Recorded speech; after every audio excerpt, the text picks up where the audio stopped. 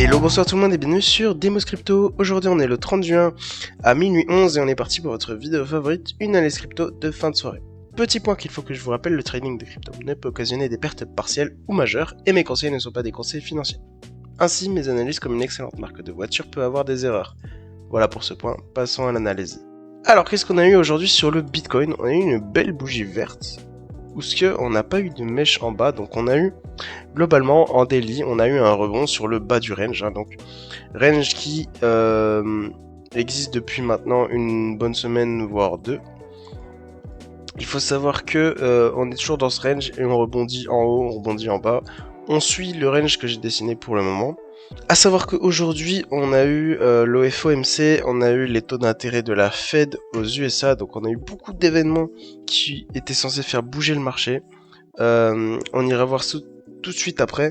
Ici, étant donné qu'on a fait une belle bougie verte, on pourrait avoir pour demain une deuxième bougie verte, soit qui va chercher la résistance des 104 974, soit la résistance du haut du range, soit on rebondit légèrement plus bas que le dernier plus haut, et donc on commence à avoir une ligne de tendance baissière qu'on pourrait dessiner comme ceci. En tout cas, pour l'instant, au niveau du graphique, on n'a pas grand chose à dire. Il y a une belle possibilité qu'on pourrait avoir au niveau du Bitcoin en daily. Ce serait une possibilité très intéressante puisqu'on pourrait dessiner une tasse séance sur le Bitcoin comme ceci. Et donc il faudrait que au niveau de cette partie du prix, on arrive petit à petit à remonter dans le haut du range et à valider cette tasse séance. Si on valide cette tasse séance comme je vous le montre ici, on pourrait avoir un Bitcoin qui part pour attaquer les 120 000 $, donc ce serait ultra intéressant vraiment d'avoir une tasse séance sur le Bitcoin en ce moment. Ce serait vraiment un boost pour le Bitcoin.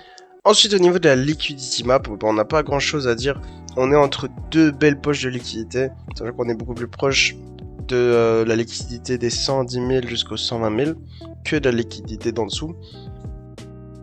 Donc on a un Bitcoin qui serait plus attiré par le top plutôt que par le bottom.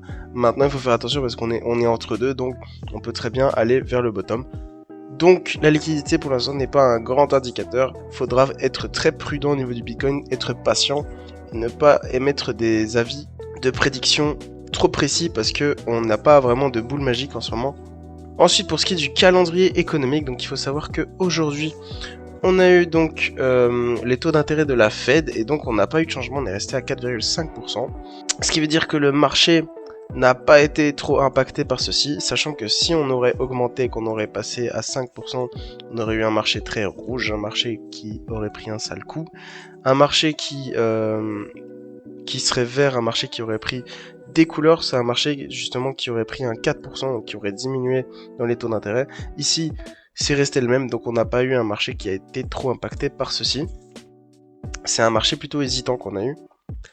Et donc il faut prévoir pour jeudi, donc demain, le PIB français annuel, le PIB allemand trimestriel, le taux de facilité dépôt de janvier, à 14h15 au niveau de l'Europe, la décision de la BCE sur les taux d'intérêt, 14h30 au niveau des États-Unis, on aura le PIB trimestriel et les inscriptions hebdomadaires au chômage, et 14h45 on aura la conférence de presse de la BCE. Et pour finir la semaine, on aura vendredi. Au niveau de l'Europe, à 8h45, l'IPC française mensuelle, 9h55 au niveau de l'Allemagne, l'évolution du nombre de chômeurs allemands, 14h l'IPC allemande et 14h30 la PCE Core